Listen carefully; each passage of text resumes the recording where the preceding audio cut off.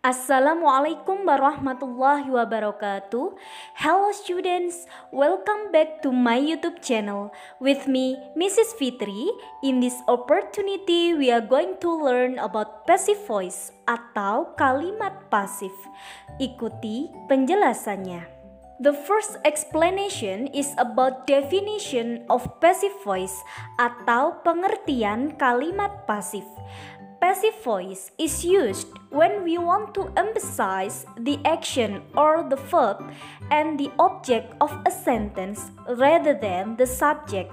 Artinya, kalimat pasif digunakan ketika kita ingin menekankan tindakan atau kata kerja dan objek kalimat daripada subjek.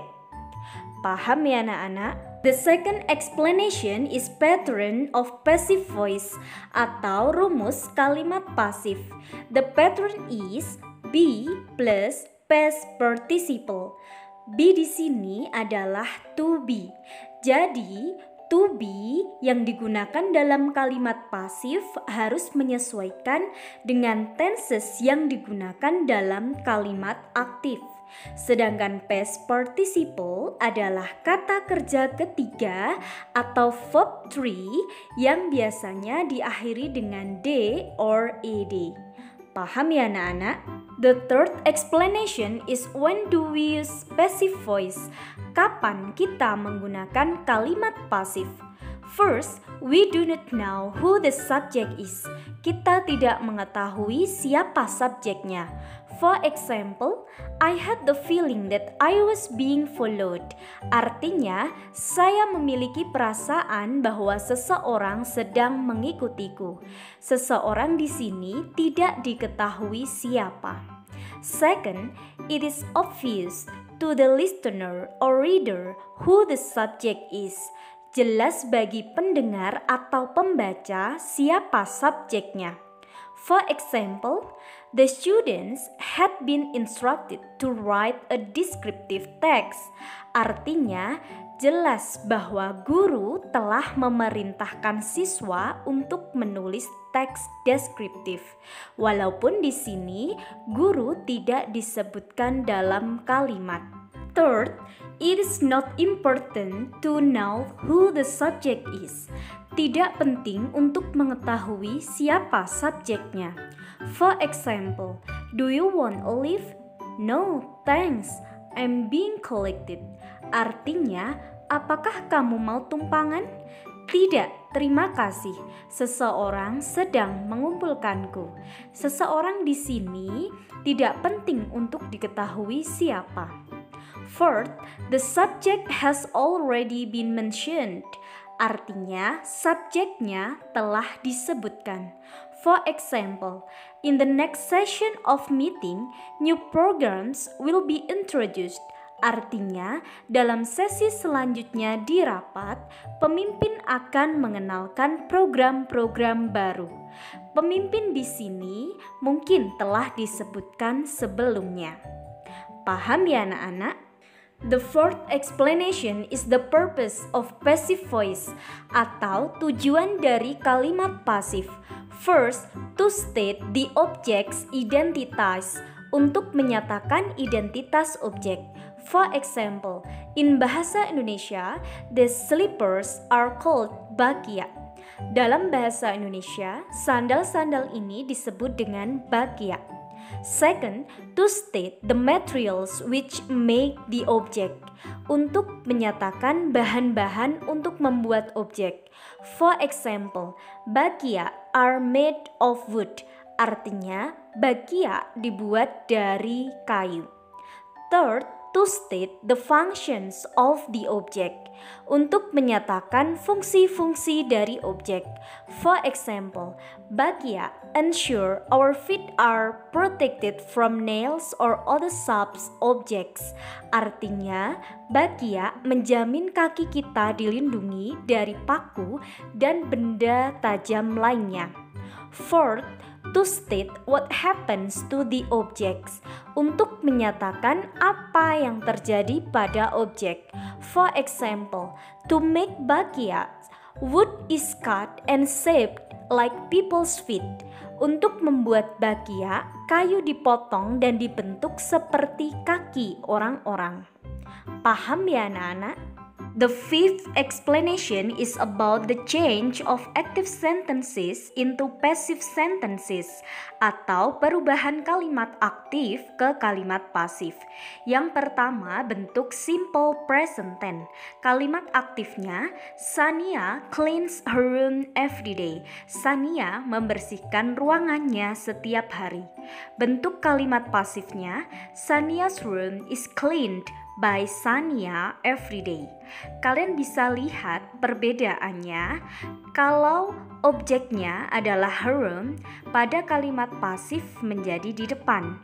Kemudian setelah objeknya disebutkan dalam kalimat pasif pasti diikuti be atau to be. Karena simple present tense to be yang dipakai di sini untuk Sania's room adalah to be is. Kemudian cleans diubah menjadi bentuk verb 3 jadi cleaned. Sedangkan by Sania itu optional, bisa ditulis bisa juga tidak. Bentuk yang kedua adalah bentuk present continuous tense. Untuk kalimat aktifnya, the children are reading books in the library. Artinya, anak-anak itu sedang membaca buku di perpustakaan. Bentuk kalimat pasifnya, books are being read by the children in the library. Artinya, buku sedang dibaca oleh anak-anak di perpustakaan. Kalian bisa lihat perbedaannya antara kalimat aktif dan pasif. Books di sini adalah objek. Kalau di kalimat aktif, books setelah kata kerja, di kalimat pasif, books menjadi di awal kalimat. Kemudian to be mengikuti kata books. Di sini jelas to be-nya adalah are. Karena bentuk continuous tense maka kita tambah dengan kata being. Sedangkan reading kita ubah menjadi bentuk verb 3 menjadi read. And by the children itu juga pilihan, bisa ditulis bisa juga tidak. Bentuk yang ketiga adalah present perfect tense. Kalimat aktifnya, Mr. Tom has taught the students for 1 year. Artinya, Pak Tom telah mengajari para siswa selama 1 tahun. Bentuk kalimat pasifnya, the students have been taught by Mr. Tom for 1 year. Artinya, para siswa telah diajari oleh Pak Tom selama 1 tahun. The students yang awalnya menjadi objek pada kalimat pasif, the students berubah di awal kalimat. Kemudian di sini berubah menjadi have karena the students adalah jamak. Setelah have diikuti dengan to be present perfect tense yaitu been, dan diikuti verb 3 yaitu taught dan by Mr. Tom. Ini bisa ditulis bisa juga tidak. Bentuk yang keempat adalah simple past tense. Kalimat aktifnya, Rico typed a proposal for a school trip. Artinya Rico mengetik sebuah proposal untuk perjalanan sekolah. Bentuk kalimat pasifnya, a proposal for a school trip was typed by Rico. Di sini objeknya adalah a proposal yang awalnya setelah kata kerja, kemudian di kalimat pasifnya a proposal menjadi di awal kalimat. Kenapa di sini pakai was? Karena to be pada simple past tense adalah was. Kemudian diikuti verb 3 yaitu type. Kemudian by Rico bisa ditulis bisa juga tidak. Contoh lainnya pada perubahan kalimat aktif ke kalimat pasif, kalian bisa baca dan pahami sendiri.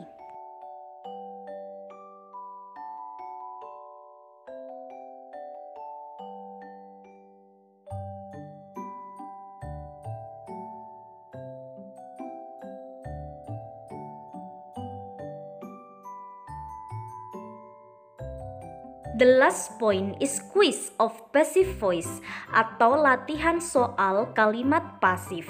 Perintahnya adalah Change the sentences into the passive voice. Ubahlah kalimat-kalimat berikut ke dalam kalimat pasif. Kalian bisa lihat nomor 1 sampai 5 adalah bentuk kalimat aktif. Kalian bisa ubah ke kalimat pasif dengan memperhatikan bentuk tensesnya. Selamat mengerjakan, good luck for you.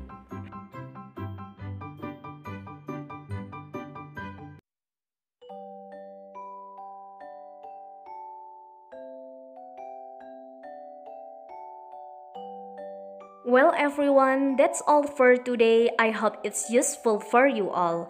Don't forget to like, subscribe, comment, and share to your friends. Thank you for watching. Happy studying. Wassalamualaikum warahmatullahi wabarakatuh.